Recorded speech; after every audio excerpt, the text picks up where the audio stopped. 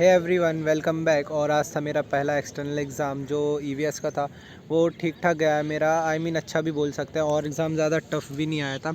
ऐसा था कि मैंने आराम से कर लिया और मैं 3 घंटे बैठा रहा था और मेरा एग्ज़ाम तो हो गया था 2.5 घंटे में। बट मैं लास्ट के आधा घंटे वहाँ टाइम पास कर रहा था, कॉपी को सजा रहा था, उसमें निकल गया है। और अब मेरा 2 दिन बाद इंग्लिश का एग्ज़ाम है और कल मेरा प्रैक्टिकल, जो मैंने बताया था कि जो मेरे प्रैक्टिकल छूट गए थे, मैं घर पे था, तो कल मेरा वर्कशॉप का प्रैक्टिकल है और बाकी के 2 प्रैक्टिकल मेरे 15 तारीख को हो गए थे। वो भी प्रैक्टिकल बहुत अच्छी तरीके से चले गए थे मेरे। और जो मेरा एग्ज़ाम है वो इस वाली बिल्डिंग में हुआ था। मुझे एक्सटर्नल एग्ज़ाम की इस बार बिल्कुल भी टेंशन नहीं थी, क्योंकि ईवीएस का था तो टेंशन लेने लायक कोई चीज़ भी नहीं थी। अगर कोई चीज़ ना आए तो मैं उसको बना के भी लिख सकता था। बट अब इंग्लिश का एग्ज़ाम है और इंग्लिश मेरी ज़्यादा अच्छी है नहीं। मुझे ये भी नहीं पता है कि इंग्लिश का पूरा सिलेबस भी क्या है, तो मुझे 2 दिन के अंदर अंदर पूरा वही करना है। कल का आधा दिन तो प्रैक्टिकल में निकल जाएगा और बचा हुआ आज का दिन और जो 18 तारीख के सुबह के 3 घंटे हैं उसी में पूरा रिवाइज़ करना पड़ेगा मुझे। और मुझे अब ऐसा लगता है कि मैं पतला होने वाला हूँ और वो मैं बताऊँगा चेंज करने के बाद। एंड मैंने चेंज कर लिया है और मैं बता रहा था कि मैं पतला हो जाऊंगा क्योंकि मैं अभी जिम नहीं जा रहा हूँ, जिस वजह से मेरा मसल मास लॉस हो सकता है। जिम इसलिए नहीं जा रहा हूँ क्योंकि मेरा एक्सटर्नल चल रहा है। मैं चाहता हूँ कि मैं एक्सटर्नल पे ज़्यादा फोकस करूँ rather than on a gym, क्योंकि जिम तो मैं पूरे साल भर जा सकता हूँ बट एक्सटर्नल पूरा साल भर नहीं आता है। तो ये 10 दिन है तो 10 दिन के लिए मैं अभी पॉज कर रहा हूँ। और दूसरी बात यह है कि मेरे जो एक्सटर्नल होते हैं वो होते हैं 1 बजे से 4 बजे तक। तो मैं नहीं चाहता हूँ कि इस टाइम पे मैं सो जाऊँ, इसलिए मैं लंच करके नहीं जाता हूँ। मैं आने के बाद थोड़ा अच्छा स्नैक्स कर लेता हूँ, इसलिए मेरा वज़न शायद से कम हो सकता है और शायद से मैं दोबारा से पतला हो सकता हूँ। But I don't want be a कुपोषित और स्किनी गाय, बिकॉज वो बहुत ज़्यादा अजीब लगता है मुझे देखने में। जो मेरे चीक्स पर अभी फ़ैट आया है ना, जैसे थोड़ा बहुत अच्छा लगता है, बट अगर जब मेरा पूरा फैट चला जाता है तो मेरे चीक्स ऐसे हो जाते हैं और जो देखने में बहुत बुरे लगते हैं। और आज मैं नहा के भी नहीं गया था क्योंकि नहाने के बाद और नहाने के पहले मेरे अंदर कोई फ़र्क नहीं आता, वैसा ही दिखता हूँ। तो मैंने सोचा नहा के टाइम वेस्ट ही होगा, इसलिए मैं बिना नहाए चला गया था। अब सोचता हूँ कि सीधा कल ही नहाऊंगा या फिर उसके अगले दिन। और मैं पहले वीडियो में बता रहा था कि मेरा रूम शिफ्ट हुआ है, तो ये रहा मेरा न्यू रूम। तो ये रूम कुछ ऐसा ही है, उसी रूम की तरह है, बस थोड़ा सा बालकनी में प्रॉब्लम है क्योंकि बालकनी में ऐसा लॉक है और ये सड़ा सा कूलर दे दिया है। और मेरा रूम में 4 सीटर था बट इसमें अभी सिर्फ 2 लोग रह रहे हैं और मुझे पता है कि इसमें 2-3 महीने और हम दोनों लोग ही रहेंगे।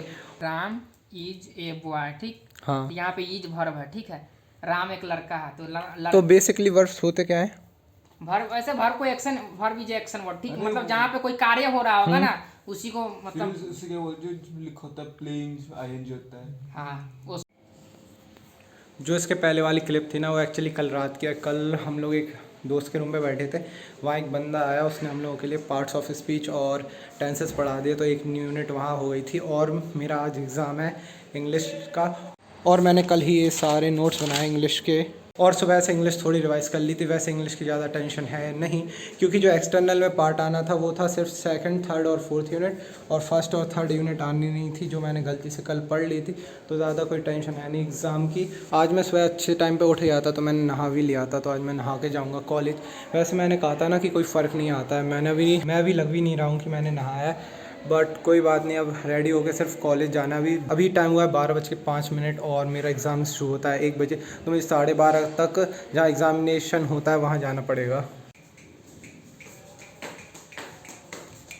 And I am ready to leave. बस मुझे अब शूज़ पहनने हैं और मैं आज थोड़ा लेट हो गया हूँ। सिर्फ 15 मिनट बचा है मेरे एग्ज़ाम स्टार्ट होने में और मैं अभी हॉस्टल में हूँ और मुझे थोड़ी दूर जाना है एग्ज़ाम देने।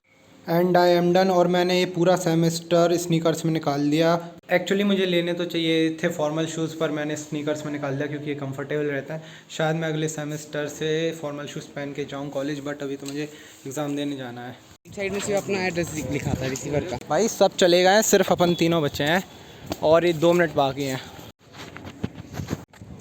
फाइनली मेरा इंग्लिश का पेपर हो गया था। जैसा सोचा था वैसा तो नहीं गया है, क्योंकि जो यूनिट मैं छोड़ के गया था उसके 2 क्वेश्चन आ गए थे जो मुझे बना के लिखने पड़े थे। और मैंने इंग्लिश के लिए सिर्फ आज सुबह सीरियसली पढ़ा था और मेरा पेपर ठीक ठाक गया है। तो सेमेस्टर भर पढ़ने का फ़ायदा कब हुआ, जब एक दिन में पढ़ के भी मार्क्स आ सकते हैं। और अब मेरा 2 दिन का ब्रेक है, कल सैटरडे है, फिर संडे, फिर मंडे को सीधा एग्ज़ाम होगा। I just finish the editing of this vlog. और मैं बता रहा था व्लॉग में कि मेरे रूम में अभी सिर्फ 2 लोग रह रहे हैं। तो आज ही मुझे पता चला है कि वार्डन ने मेरे रूम में 1 या फिर 2 बंदे भेजने का डिसाइड किया है।